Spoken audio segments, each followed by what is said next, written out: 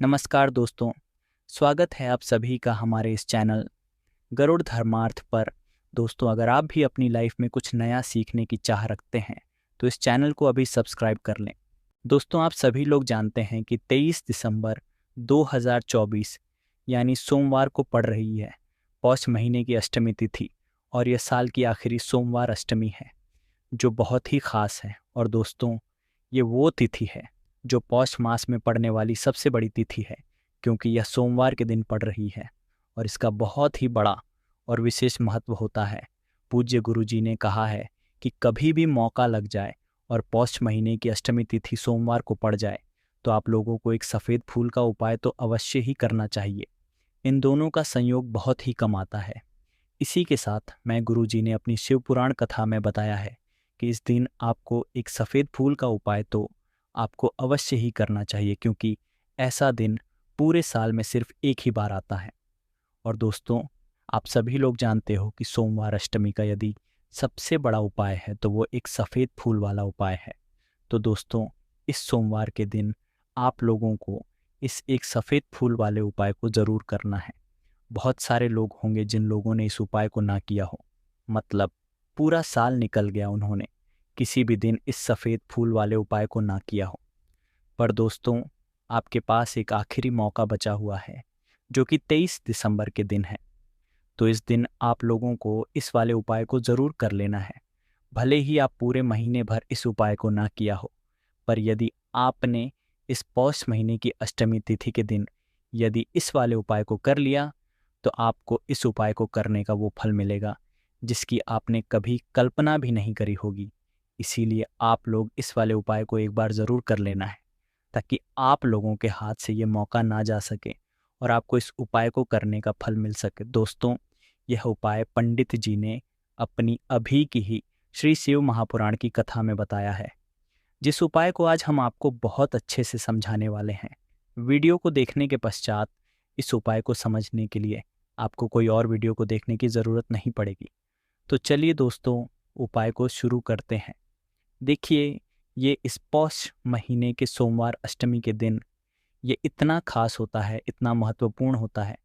देखा गया है कभी कभी बड़े बड़े पूजा पाठ अनुष्ठान से जो मनोकामना पूर्ण नहीं होते, वो पौष महीने के सोमवार के दिन एक छोटे से उपाय करने से ही मनोकामना पूर्ण हो जाती है। और बहुत सारे लोगों ने इस उपाय को किया भी है और उनको इस उपाय को करने का फल भी ज़रूर मिला है। यदि आप लोग भी इस उपाय को करना चाहते हैं तो आप इस उपाय को पहले अच्छे से समझ लेना, सुन लेना, उसके पश्चात करना। आपको इस उपाय का फल ज़रूर मिलेगा। और इस उपाय को कर लेने से आपके घर में चाहे किसी भी प्रकार की दुख और समस्या क्यों ना चल रही हो, आपको उसका कारण भी नहीं पता है कि भाई ये समस्या किस कारण से चल रही है। कुछ भी कारण हो सकता है, जैसे पितृदोष हो सकता है या किसी भी तरह का मंगल दोष भी हो सकता है। तो इस दिन आप लोगों को ये वाला उपाय कर लेना है। ये एक ऐसा उपाय है जिस उपाय को यदि किसी विशेष दिन पर किया जाए तो भाई उस विशेष दिन का जो है वह तो हमें मिलता ही मिलता है, पर हमने उस दिन पर इस उपाय को किया है तो हमें उससे भी बड़ा फल मिलता है। और फल बहुत जल्दी मिलता है, क्योंकि आप इस उपाय को बहुत ही बड़े और विशेष दिन पर कर रहे हो। तो अब उपाय के बारे में बात करते हैं, लेकिन उससे पहले आप लोगों को यह जानना आवश्यक है कि आखिर यह उपाय किस समय करना है, किसको करना है और कैसे करना है। तो चलिए, हम आगे आपको वीडियो में एक एक करके बता देते हैं। लेकिन उससे पहले, यदि आप लोग हमारे चैनल पर पहली बार आए हैं या फिर मेरी आवाज़ आज पहली बार सुन रहे हैं तो हमारे चैनल को सब्सक्राइब ज़रूर कर लेना और इस वीडियो को लाइक करके कमेंट बॉक्स में श्री शिवाय नमस्ते ओम नमः शिवाय ज़रूर टाइप कर देना। तो दोस्तों, इस एक सफ़ेद फूल वाले उपाय को हमें इस सोमवार अष्टमी के दिन कैसे करना है, किसको करना है, किस समय करना है और कहाँ पर करना है, ये सारे सवालों के जवाब आपको इस वीडियो में मिल जाएंगे। और जो ये वीडियो देखेगा भाई, उसको एक सफ़ेद फूल वाला उपाय ज़रूर करना चाहिए, क्योंकि इस दिन सफ़ेद फूल का भी बहुत ही बड़ा और विशेष महत्व होता है। और जब बात आ जाए एक सफ़ेद फूल की, तो ये सोने सुहागा वाली बात हो जाती है और ये एक बहुत ही बड़ा उपाय हो जाता है इस सोमवार अष्टमी तिथि का। अब उसके पश्चात में दोस्तों, ये वाला जो उपाय है ये किसको करना है। तो देखो, घर का जो बड़ा और मुख्य सदस्य होगा उसी व्यक्ति को ये वाला उपाय करना है। अब वह बड़ा व्यक्ति मुख्य रूप से घर की माताएं बहनें होंगी तो ज़्यादा बेहतर होगा। मतलब कि घर की जो बड़ी माताएं बहनें होंगी, यदि वह ये वाला उपाय करेंगी तो ज़्यादा अच्छा होगा। क्योंकि घर जो माताएं बहनें होती हैं वह घर की लक्ष्मी होती है, और जब घर की लक्ष्मी कोई उपाय को करती है तो उसका फल हमें बहुत जल्दी और बहुत बड़ा होकर मिलता है। तो इसीलिए आप लोगों को विशेष रूप से घर की बड़ी माताओं बहनों को ही यह वाला उपाय करना चाहिए। यदि किसी कारणवश घर में बड़ी माताएं बहनें उपस्थित ना हो, ठीक है, तो उस जगह पर फिर घर का कोई बड़ा व्यक्ति भी इस वाले उपाय को कर सकता है। कोई वाली बात नहीं है, पर इस उपाय को घर के सभी सदस्य को करने की ज़रूरत नहीं है। घर में से कोई एक सदस्य ही यदि इस उपाय को करेगा तो उसके पूरे घर परिवार को इस उपाय को करने का फल मिल जाएगा, और जितने प्रकार की समस्याएं आपके जीवन में चल रही होंगी वह धीरे धीरे करके दूर होना शुरू हो जाएंगी। तो ध्यान रखिएगा, घर में से कोई एक ही बड़ा और मुख्य सदस्य ही इस वाले उपाय को करे। विशेष रूप से घर की माताओं बहनों में से कोई एक माता बहन इस वाले उपाय को करे। ठीक है, यह बात आपको समझ आ गई।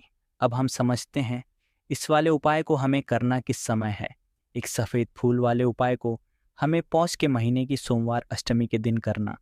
किस समय, तो देखिए, इस उपाय को करने का जो समय है वह सुबह का समय है और शाम का समय भी है। अब देखिए, यहाँ पर हम मुख्य रूप से सुबह का समय नहीं बोलेंगे, क्योंकि देखिए पौष के महीने का सोमवार अष्टमी, और आप सभी लोग हैं सोमवार के दिन का अष्टमी, मतलब शाम का जो समय वह होता है ना, इस दिन भगवान शिव जी का सबसे प्रिय दिन होता है। तो आप लोग इस एक सफ़ेद फूल वाले उपाय को सुबह के समय भी कर सकते हो और शाम के समय प्रदोष काल में भी कर सकते हो। सुबह के समय यदि कर रहे हो तो 10 बजे तक भी यदि उपाय करोगे तो भी आपको उपाय का फल मिलेगा। वही यदि शाम के समय कर रहे हो तो इस दिन ज़रूर शाम के समय का ध्यान रखना कि शाम के 6 बजे से लेकर 7 बजे के बीच में यदि आप इस उपाय को कर सकते हो तो बिल्कुल कर लेना, पूरी कोशिश करना। पर यह बात आपको समझ आ गई कि आप इस उपाय को सुबह और शाम दोनों समय कर सकते हो। मतलब करना आपको एक ही समय है, घर में से किसी एक ही बड़े व्यक्ति को करना है, पर एक ही बार इस उपाय को करना है, दोनों समय नहीं करना है। आपको जो समय अच्छा लगे आप उस समय पर इस वाले उपाय को कर सकते हैं। यह उपाय आपके जीवन में धन धान्य की वृद्धि करेंगे, साथ ही साथ आप में ओज तेज की वृद्धि भी करेंगे। यदि आप अपने में या नौकरी में किसी कारणवश यदि रुके हुए हैं, आपको सफलता प्राप्त नहीं हो पा रही है, तो आप सफल भी होंगे, और साथ ही साथ आपकी सारी समस्याओं और संकटों का अंत भी होने वाला है। तो चलिए जानते हैं पूज्य गुरु जी द्वारा बताए गए अपने सबसे पहले खास उपाय के बारे में। इस उपाय के लिए आपको सबसे पहले ले लेना है एक सफ़ेद रंग का फूल। देखिए, सफ़ेद रंग का फूल महादेव जी को बहुत ही प्रिय होता है। इस आपको सिर्फ एक सफ़ेद रंग का फूल ले लेना है। यदि आपके पास में सफ़ेद रंग का फूल नहीं है तो आप शिवलिंग के ऊपर बड़े हुए सफ़ेद रंग के फूल को उठाकर इसे जल से शुद्ध करके आप इसका फिर से प्रयोग शिवलिंग पर कर सकते हैं। बस आपको ध्यान रखना है कि सफ़ेद रंग का फूल जो आप लेंगे वो केतकी का फूल नहीं होना चाहिए, और आप कोई भी सफ़ेद रंग का फूल उसकी जगह पर ले सकते हैं। फिर इसी के साथ आपको एक का दाना ले लेना है। चावल का दाना कहीं से भी टूटा खंडित नहीं होना चाहिए। इसी के साथ आपको एक बेलपत्र ले लेनी है। यदि आपके पास में बेलपत्र भी नहीं है तो शिवलिंग के ऊपर छड़ी हुई बेलपत्र को उठाकर आप इसे जल से शुद्ध करके इसका फिर से प्रयोग शिवलिंग पर कर सकते हैं। फिर आपको सबसे आखिर में एक लोटा जल ले लेना है। लोटा आप तांबे का लेंगे और जल सदैव की तरह आपको अपने घर के किचन से ही लेना है। अब यह सारी लेकर के आपको पहुंच जाना है। शिवालय पूज्य गुरु जी ने कहा है कि इस उपाय को आप शाम को प्रदोष काल में करना चाहें तो अति उत्तम रहेगा। अब देखिए, अब जो यह तीनों सामग्री आपके पास में है इनको लेकर के आपको पहुंच जाना है शिवालय, और एक बेलपत्र को ले गए हैं, और एक चावल का दाना जो आपके पास में है, और एक सफ़ेद रंग का फूल जो आप साथ में लेकर गए हैं। इन तीनों सामग्रियों को एक एक करके आपको इसी लोटे जल में डाल देना है। ये तीनों सामग्री आप शिवलिंग के सामने ही इस एक लोटे जल में डालिए। अब आपका यह एक लोटे जल का मिश्रण तैयार हो गया। अब इस एक लोटे जल के मिश्रण को आप धीरे धीरे शिवलिंग के ऊपर समर्पित करते जाएंगे और लगातार ओम नमः शिवाय या श्री शिवाय नमस्तु भयंकर, दोनों में से किसी भी एक मंत्र का आप स्मरण करते जाएंगे। पूज्य गुरु जी ने कहा है कि जल आपको बिल्कुल धीरे धीरे समर्पित करना है, और जल समर्पित करते हुए आप कम से कम 108 बार इस मंत्र का आप स्मरण जरूर कर लें। आप चाहे तो श्री शिवाय नमः मंत्र का स्मरण कर लें, और चाहे तो ओम नमः शिवाय मंत्र का स्मरण कर लें। इसके पश्चात जलाधारी से जो जल बह करके नीचे गिर रहा है उसको थोड़ा सा आपको किसी पात्र में इकट्ठा कर लेना है। आप चाहे तो इस खाली लोटे में भी इस जल को इकट्ठा कर सकते हैं और महादेव जी से अमृत स्वरूप को प्राप्त कर लेना है। देखिए, महादेव जी से आपको बोल देना है कि हे मेरे महादेव, मेरे व्यापार में घाटा हो रहा है, मेरे जीवन में किसी भी प्रकार की सफलता मुझे प्राप्त नहीं हो पा रही है, धन धान की लगातार समस्या बनी रहती है, नौकरी सही से नहीं चल रही है, कुछ ना कुछ जीवन में परेशानियां लगातार बनी हुई है। तो आपकी जो भी मनोकामना हो, उस मनोकामना को स्मरण करते हुए आपको इस जल को महादेव जी से अमृत स्वरूप प्राप्त कर लेना है, और यह जल आपको लेकर के अपने घर को चले आना है। अब यदि आपके घर में लड़ाई झगड़ा बहुत होता है तो आप इस जल का आचमन अपने पूरे घर के प्रत्येक कोने में कर दीजिए, यानी कि इस जल का छिड़काव आपके घर के प्रत्येक कोने में आपको कर देना है। बस आपको किसी भी अशुद्ध जगह पर इस जल का छिड़काव नहीं करना है, और घर के हर कोने में इस जल का आपको छिड़काव कर देना है। साथ ही साथ आप थोड़ा सा आचमन खुद कर और घर के अन्य सदस्यों को भी इस जल का आपको आचमन करवा देना है। फिर इसी के साथ यदि आप अपने व्यापार में सफलता को प्राप्त करना चाहते हैं या फिर नौकरी में सफलता को प्राप्त करना चाहते हैं, तो आप जिस भी जगह या फिर यदि आपके व्यापार में घाटा हो रहा है तो आप इस जल का अपने व्यापार वाली जगह पर इसका छिड़काव भी कर देंगे। फिर आपके जीवन में किसी भी प्रकार की यदि समस्या है तो आप इस जल का आचमन खुद कर लेंगे। पूज्य गुरु ने कहा है कि जो भी इस जल का छिड़काव अपने घर में कर लेता है या स्वयं आचमन कर लेता है तो उसके जीवन की बड़ी से बड़ी मनोकामना भी महादेव जी की कृपा से बहुत ही जल्द से जल्द परिपूर्ण हो जाती है। अब जानते हैं पूज्य गुरु जी द्वारा बताए गए अपने दूसरे खास उपाय के बारे में। देखिए, ये उपाय भी आपके जीवन में संकटों को प्राप्त करके धन, व्यापार, नौकरी, इन सबको अच्छी तरीके से चलाने के लिए इसको आपको ज़रूर करना चाहिए। इस उपाय के लिए सिर्फ और सिर्फ आपको एक दीपक ले लेना है। दीपक आप चाहे तो मिट्टी का ले सकते हैं या फिर अपने घर पर शुद्ध आटा मार करके उसका दीपक आप तैयार कर सकते हैं। इस दीपक में आपको लंबी रुई की बत्ती का प्रयोग करना है। पूज्य गुरु जी ने अपनी शिव महापुराण की कथा में कई बार बताया हुआ है कि लंबी रुई की बत्ती का प्रयोग जब भी हम लोग कर देते हैं तब हमें अपने धन धान की प्राप्ति होती है, हमारे वंश में वृद्धि होती है और हमारे जीवन में तरक्की हमें प्राप्त होना शुरू हो जाती है। आपको लंबी रुई की बत्ती का ही प्रयोग करना है, और इस दीपक में आपको घी का प्रयोग करना है। आपको शुद्ध देसी घी का ही प्रयोग इस दीपक में करना है। इसी के साथ आपको थोड़े से चावल के दाने ले लेने हैं। आपको एक मुट्ठी चावल के दाने ले लेने हैं। अब ये सारी सामग्री लेकर के आपको पहुंच जाना है किसी भी बेलपत्र वृक्ष के नीचे। अब देखिए, दीपक जो आप लेकर गए हैं उसको सबसे पहले आप इस बेलपत्र वृक्ष के नीचे आपको रख देना है।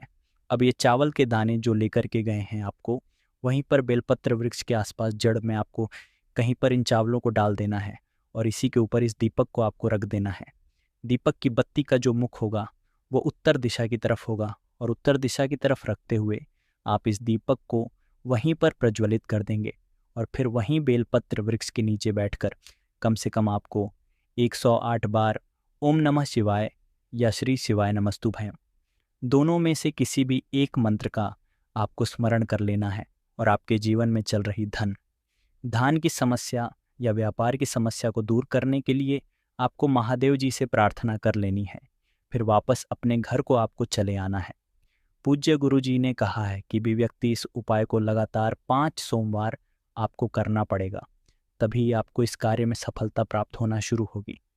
तो दोस्तों, अब जानते हैं पूज्य गुरु जी द्वारा बताए गए अपने सबसे आखिरी उपाय के बारे में, जो आपके जीवन की सारी समस्याओं को समाप्त करने के लिए, धन की यदि समस्या है तो उसको समाप्त करेगा, व्यापार में यदि कोई समस्या है तो उसको समाप्त करेगा, नौकरी यदि आपको नहीं मिल पा रही है तो उस समस्या से भी आपको मुक्ति मिलेगी। फिर आप अपने जीवन में ओज तेज की वृद्धि करना चाहते हैं, तो यह उपाय आपके लिए बहुत ही विशेष सिद्ध होने वाला है। आपके जीवन की सारी समस्याओं का अंत करने के लिए इस उपाय को आप जरूर करिएगा। इस उपाय के लिए भी आपको एक लोटे जल की ज़रूरत पड़ेगी। एक लोटा जल आप ले लीजिएगा। लोटा आप तांबे का लीजिएगा और जल सदैव की तरह आपको अपने घर के किचन से ही लेना है।